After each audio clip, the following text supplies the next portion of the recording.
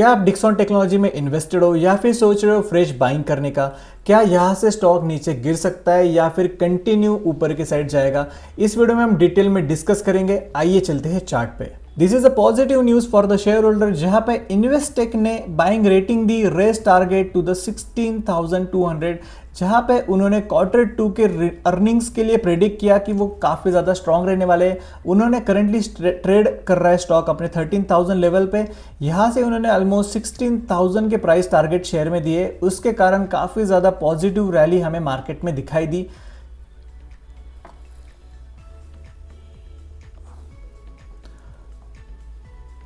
सबसे पहले जानते हैं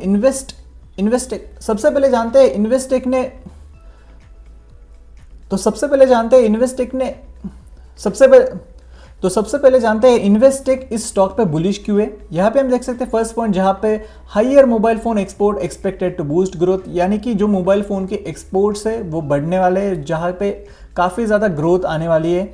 जहाँ पे सेकंड पॉइंट है entry into specific EMS electronic manufacturing service business improves the future earning potential, यानी कि एंट्री करने वाले हैं इलेक्ट्रॉनिक्स मैन्युफैक्चरिंग सर्विसेज में, जो कि आने वाले क्वार्टर्स में काफ़ी ज़्यादा बेनिफिशियल रहेगा।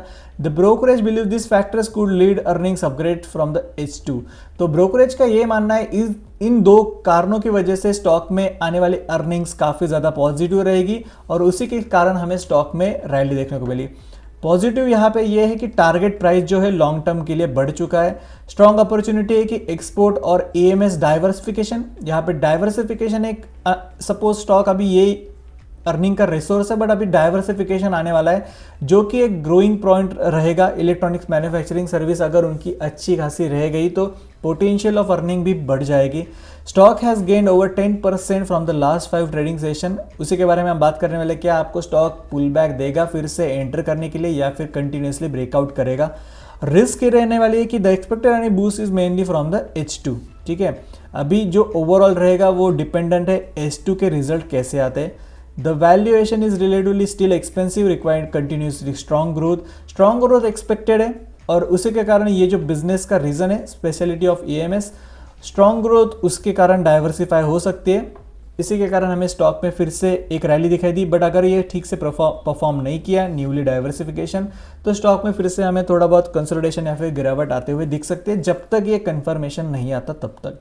तो शॉर्ट टर्म के लिए भी पॉजिटिव है क्योंकि करंटली शेयर प्राइस भी टारगेट प्राइस भी बढ़ चुकी है। लॉन्ग टर्म के लिए भी पॉजिटिव है, जहां तक ये डाइवर्सिफिकेशन का बिजनेस हमें लॉन्ग टर्म में रिजल्ट दे सकता है।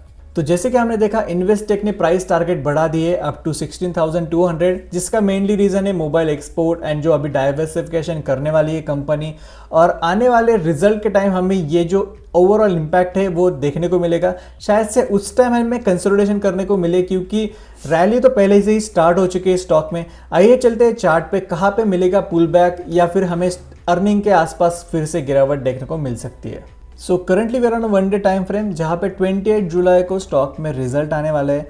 एस्टिमेटेड अर्निंग जो है वो 32 रहेगी और एस्टिमेटेड रेवेन्यू रहेगा 137। अगर प्रीवियस देखें तो प्रीवियसली रेवेन्यू थोड़ा निगेटिव था 0.17, बट जो अर्निंग्स थी आप यहाँ पे देख सकते हैं 68% की सरप्राइजिंग अर्निंग्स डिक्सन टेक्नोलॉजीज में दी। उसी के कारण यहाँ पे स्टॉक इतनी अच्छी तरह रैली करते हुए हमें दिखने को मिला। बट अगर स्टॉक में देखें तो यहाँ पे स्टार्टिंग में यहाँ पे गिरावट हो रही थी अर्निंग्स आने से पहले, तो मुझे लग रहा है कि आने वाले दिनों में करंटली स्टॉक अपने इस वाले रेजिस्टेंस पे है, और अगर आने वाले दिनों में आपको स्टॉक यहाँ पे कंसोलिडेट करता दिखे या फिर थोड़ी सी निगेटिव दिखे तो यहाँ पे बस रिटेल ट्रेडर्स को बाहर निकालने के लिए रहेगा, क्योंकि ओवरऑल अगर अर्निंग आपको इससे पॉजिटिव देखने को मिले और इवन दो उसके बाद भी स्टॉक कंसोलिडेशन करे, मेरा सुझाव रहेगा कि यहाँ पे हमें ब्रेकआउट देखने को मिल सकता है आने वाले दिनों में। अगर स्टॉक अभी आप अगर फ्रेशली बाइंग करेंगे तो यहाँ पे स्टॉक काफ़ी ज़्यादा पॉजिटिव है। अगर आपने इस लेवल पे बाइंग की तो स्टॉक अगर गिरा तो आप 100% की बाइंग मत करिएगा, थोड़ा सा स्टेप बाय स्टेप बाइंग करिएगा जब तक रिजल्ट अनाउंस नहीं होते। वैसे कि हमने देखा कि रिजल्ट्स तो आने वाले पॉजिटिव है, और अगर स्टॉक आपको इस ट्रेंड लाइन पे मिल जाए, ठीक है, अगर हम ट्रेंड लाइन ड्रॉ करें इस लेवल को, अगर आप स्टॉक को हम कंसिडरेशन में रखें तो स्टॉक आने वाले दिनों में अगर 4-3% की गिरावट स्टॉक में दिखाई दी ऑलमोस्ट अराउंड समवेयर अराउंड 28 जुलाई को, तो यहाँ पे काफ़ी ज़्यादा अच्छी अपॉर्चुनिटी रहेगी। आप सेफ जोन में रहेंगे, आपका स्टॉप लॉस कम रहेगा।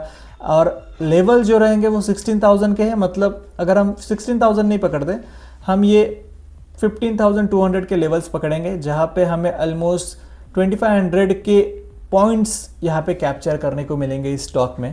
तो स्टॉक तो काफ़ी ज़्यादा पॉजिटिव है। अगर आप पहले से इन्वेस्टेड हो तो शायद से कंसोलिडेशन या फिर थोड़ी बहुत गिरावट हमें देखने को मिल सकती है जब तक रिजल्ट नहीं आता, क्योंकि जो टारगेट दिए है वो almost overly depend on results है। अगर रिजल्ट एक्सपेक्टेड आते हैं या फिर ओवर सरप्राइज कर देता है मार्केट को, तो स्टॉक में हमें फिर से ब्रेकआउट देखने को मिल सकता है और स्टॉक फिर से ऊपर की साइड जा सकता है। तो अगर आप फ्रेशली इन्वेस्ट करना चाहते हो तो आप धीरे धीरे इन्वेस्ट कर सकते हो, इमीडिएटली मत करिएगा, क्योंकि स्टॉक अब काफ़ी ज़्यादा ऊपर है। आपको फियर ऑफ मिसिंग रहेगा कि यहाँ से स्टॉक फिर से भाग जाएगा।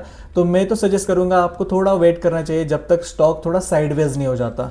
और अगर आप निफ्टी या फिर बैंक निफ्टी में ऑप्शन ट्रेडिंग करते हो तो दिस इज अ वीडियो जहां पे हमने डिटेल में बात किया है कैसे आप स्मार्ट मनी कंसेप्ट का यूज करके स्टॉप लॉस हंटिंग से बच सकते हो। और अगर आप केपीआईटी स्टॉक में इन्वेस्ट करने का सोच रहे हो तो दिस इज अ वीडियो जहां पे हमने केपीआईटी को डिटेल में डिस्कस किया है। और अगर आप टीसीएस में इन्वेस्ट करने का सोच रहे हो तो दिस इज अ वीडियो जहां पे हमने टीसीएस के बारे में भी डिटेल में डिस्कस किया है। मिलते हैं उसी वीडियो में। Thank you so much for watching. Bye.